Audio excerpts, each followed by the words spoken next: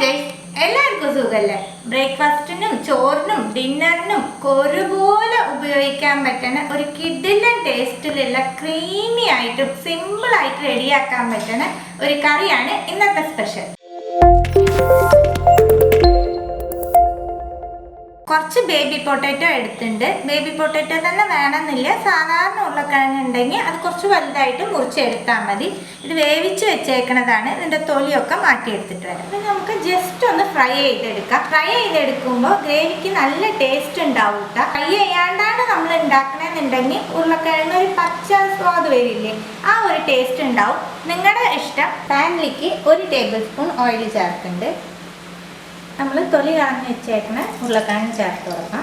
വേവിച്ച ഉരുളക്കിഴങ്ങ് ആയ കാരണം ഇളക്കുമ്പോൾ ഒന്ന് ശ്രദ്ധിച്ചോളൂട്ടോ, ഉടയാണ്ട്.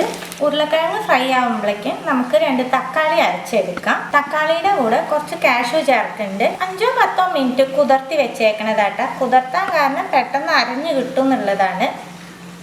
വെള്ളം എടുക്കണില്ല, വെള്ളം മാറ്റിയിട്ടേ അരക്കണുള്ളൂ. തക്കാളിയിൽ ഓൾറെഡി വെള്ളം ഉണ്ടാവുമല്ലോ, അതിനായിട്ട് അരച്ചെടുത്തിട്ട്. ഉരുളക്കിഴങ്ങ് ഫ്രൈ ആയിട്ട് നമുക്ക് ഈ പാനിൽ നിന്ന് ഉരുളക്കിഴങ്ങ് മാറ്റിയിട്ട് ഒന്ന് തണുക്കാനായിട്ട് വെക്കും. തക്കാളിയും കാഷ്യൂ പേസ്റ്റ് നമ്മൾ അരച്ചെടുത്തിട്ടുണ്ട്. ഉരുളക്കിഴങ്ങ് ജസ്റ്റ് ഒന്ന് തണുത്തു. ഇനി നമുക്കത് മിക്സ് ചെയ്ത് വെക്കാൻ പോവാം. ബൗളിലേക്ക് ഫ്രൈ ചെയ്ത് വെച്ച ഉരുളക്കിഴങ്ങ് ഇട്ട് കൊടുക്കാം. അരച്ച് വെച്ചേക്കണ തക്കാളിയുടെയും കാഷ്യൂവിൻ്റെയും പേസ്റ്റ് ഇടുന്നുണ്ട്.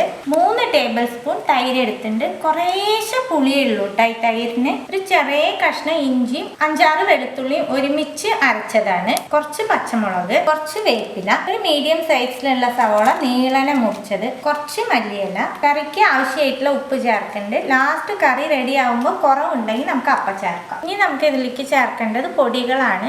എല്ലാ പൊടികളും ഒരുമിച്ച് എടുത്തിട്ടുണ്ട്. ഞാൻ ഓരോന്നിൻ്റെ അളവ് പറയാം. 1 ടേബിൾ സ്പൂൺ കാശ്മീരി മുളക് പൊടി, 1 ടീസ്പൂൺ സാധാരണ മുളക് പൊടി, 1 ടീസ്പൂൺ മല്ലിപ്പൊടി, 1/2 ടീസ്പൂൺ ഗരം മസാല, 1/4 ടീസ്പൂൺ മഞ്ഞൾപ്പൊടി, 1/2 ടീസ്പൂൺ പെരിഞ്ജീരകപ്പൊടി ആട്ട. സാധാരണ ജീരകമല്ല, പെരിഞ്ജീരകത്തിന്റെ പൊടി. ഇതെല്ലാം നമ്മൾ ഇതിലേക്ക് ചേർക്കാം. ഇതിലേക്ക് 1 ടീസ്പൂൺ ഓയിൽ ചേർക്കുന്നുണ്ട്. ഇനി എല്ലാം നമുക്ക് മിക്സ് ചെയ്യാം. ഇങ്ങനെ ഒരു ഉരുളക്കിഴങ്ങ് ഗ്രേവി നിങ്ങൾ ആരും അധികം ട്രൈ ചെയ്തിട്ടുണ്ടാവില്ല. അടിപൊളി ടേസ്റ്റാണ് കേട്ടോ. ട്രൈ ചെയ്യാത്തവരുണ്ടെങ്കിൽ മിസ് ചെയ്യരുത്, തീർച്ചയായിട്ടും ട്രൈ ചെയ്ത് നോക്കേണ്ട ഒരു റെസിപ്പിയാണ്. എല്ലാം നല്ലോണം മിക്സ് ചെയ്ത് കൊടുത്ത് 15 മിനിറ്റ് ഇത് റെസ്റ്റ് ചെയ്യാനായിട്ട് നമുക്ക് മാറ്റി വയ്ക്കാം.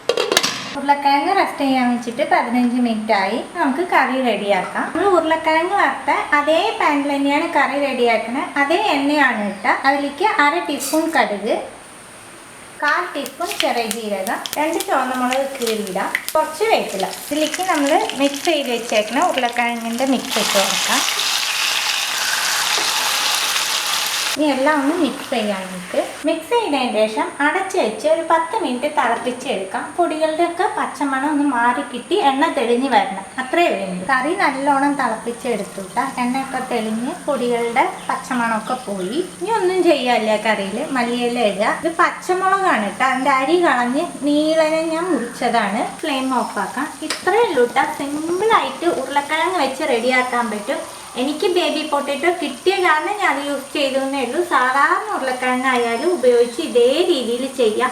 നല്ല ടേസ്റ്റ് ഉള്ള ഒരു കറിയാണ്. തീർച്ചയായിട്ടും ട്രൈ ചെയ്ത് നോക്കണം. ട്രൈ ചെയ്ത് നിങ്ങളുടെ ഫീഡ്ബാക്കൊക്കെ അറിയിക്കാം. പുതിയൊരു റെസിപ്പി ആയിട്ട് അടുത്ത വീഡിയോയിലാണ്. See you, by.